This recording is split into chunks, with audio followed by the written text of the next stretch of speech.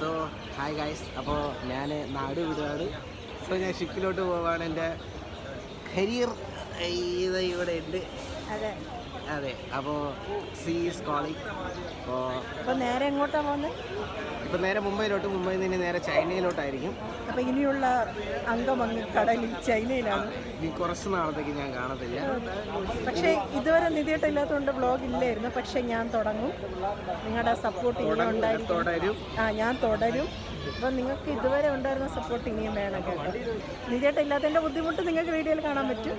എന്നെ വീണ്ടും സപ്പോർട്ട് ചെയ്യുക. എന്നെ കൊണ്ട് പറ്റുന്നവരെ ഞാനിവിടാം. അതെ, നിധിയേട്ടന് വേണ്ടിയിട്ട് എന്താ പറയുക, ഹാപ്പി ജേണി. Thank you.